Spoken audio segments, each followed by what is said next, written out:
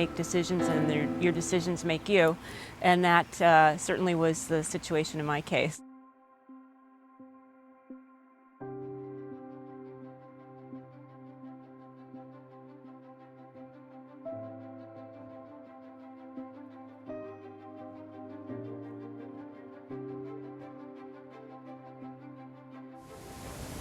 I realized that if I wanted to have a balanced life, I needed to find a different kind of job.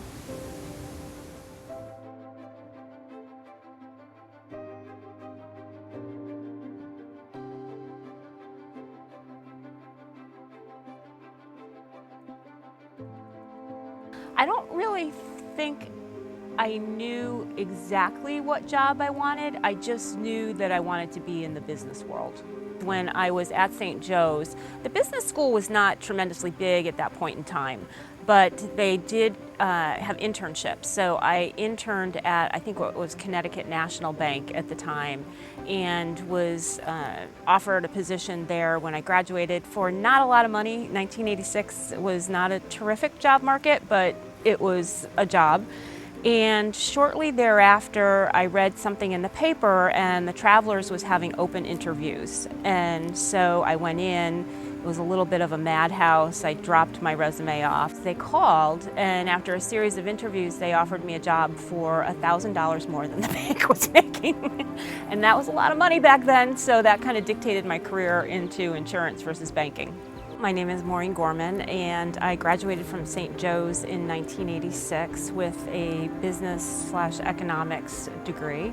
I am currently working with Marsh & McLennan out of New York City. I'm a managing director there in their financial and professions practice. I worked as a reporter 6 years, and my last gig was covering a courthouse, watching prosecutors try crimes, and I watched a long civil trial, and it occurred to me I could do this. And of course I was younger and not realizing quite how hard trial work really is, but I took the exam. I ended up relocating to this area because of my husband's job, went to Boston College, and from there I clerked for a year, and then I got a job at a large Boston law firm.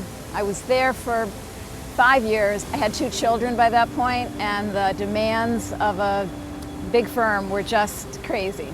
Hi, I'm Kathleen McGrath Fitz, class of 1979, and I am a lawyer for Liberty Mutual Insurance Company. When I got to St. Joe's, the class size was a lot smaller.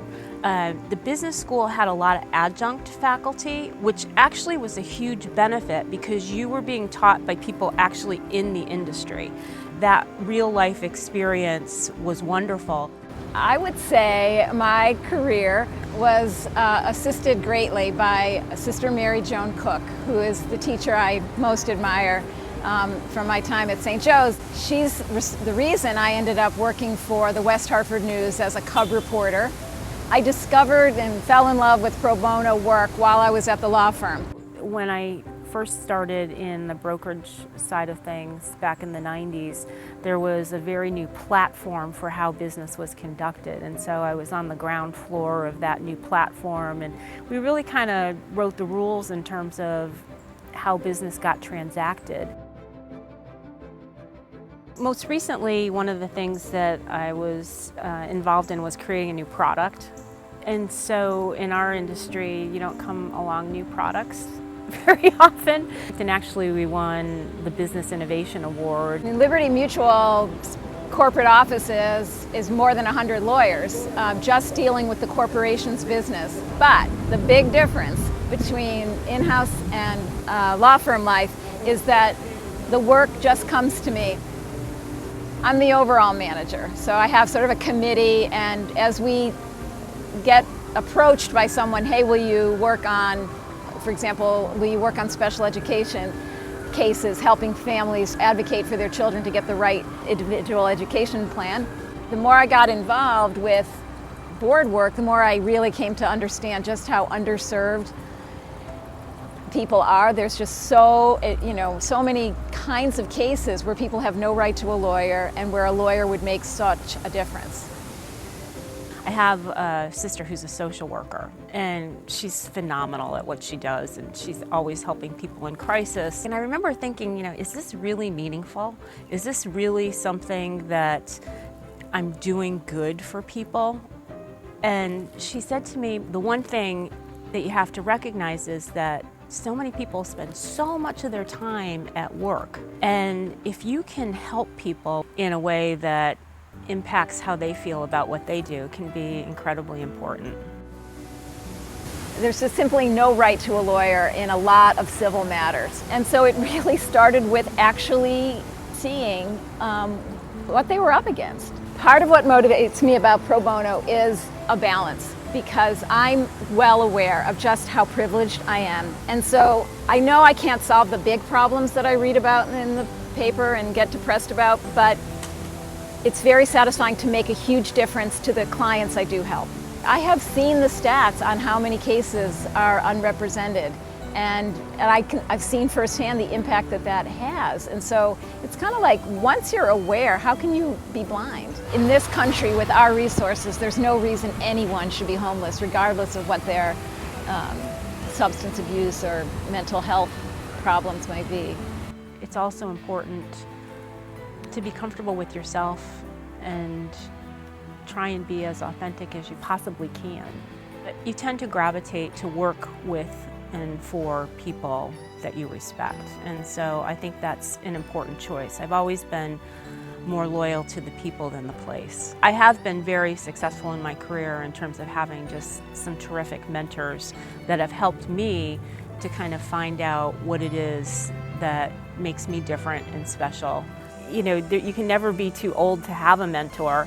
And I also think I've tried to mentor other people to the extent that I can as well. When I was trying to figure out where I might go, my mother said, St. Joseph College in West Hartford is a great school, and I think you'd really like it. She said, they're going to ask you what you want to major in. What are you going to say? So I get to St. Joe's, and I'm surrounded by all these people who kind of know what they want to do. Nurses, social workers, and then there was me. And I really had no idea. And I would call my mother when I would have these panic attacks and say, Ma, what am I going to do for work? I'm a sophomore, I'm a junior, what am I going to do? And she would say, well, you're right there in the insurance capital of the world. I'm sure you can find an interesting job at an insurance company. I can't imagine anything more boring. Like, I am not working for an insurance company, so help me God. And of course, she was right. She was totally right. I went through a Catholic high school, and so I didn't really have the same business prep that a lot of kids did, but the combination of the class sizes, the fact that you could have very open dialogue, challenge people. It wasn't sitting in a classroom with 50 or 60 people where you didn't have a voice. I needed that special attention. I grew up in a very supportive family. I had a brother who had a developmental disability. When you see somebody that is trying so hard every day and doesn't have the same gifts that you've been given, you certainly feel as though if you don't live up to your potential, you're slacking off. And then there was Sister Mary Joan Cook, who said, English majors, you kind of need to think about what you might do for work. How about the West Hartford News? They're at least close by. And so she wrote to the executive editor, and he said, sure, we'll take on an intern. At the time I was there, I always remember they would say Mass, and it was the first time I was ever exposed to where they would say Mass and it became gender neutral. So instead of God the Father, for instance, they would say God the Parent. So for me, the nuns there kind of pushed the envelope. It's a great environment as far as friendships and mutual support. I really loved everybody in the English department, Dr. Brazeau, Father Hart, Sister Mary Joan. She was just so calm, so kind, so smart. You wanted to do your best for her. It was that she cared about my future and where I was going to land up, and came up with this idea about an internship, executed it, and just really, really a role model. One of the things that I helped develop was a panel for basically outside counsel in the insurance industry, which is it's the first time it's ever been led by a broker. Usually it's something that's on the insurance company side. We've created a community where people that sometimes are adversaries are actually working together to improve results for clients. If you start to get to know the people who are constituents in this process, and you get to develop a relationship, and eventually you get to trust each other and work together, that you'll have better outcomes for everybody. I really am impressed by how much good gets done by the people that graduate from there. Pretty much everybody is on a path toward helping people. You're seeing the example every day of people who are realizing their potential.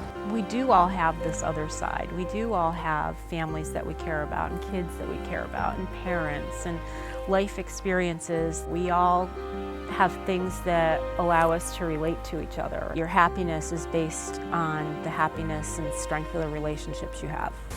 Get out there and volunteer at something, and you might just discover how much satisfaction there is in changing at least one life. Once you've been made aware of how much need there is, I just feel that you will get so much satisfaction out of volunteering, and you'll realize that you can really make a difference, and that is such a good feeling.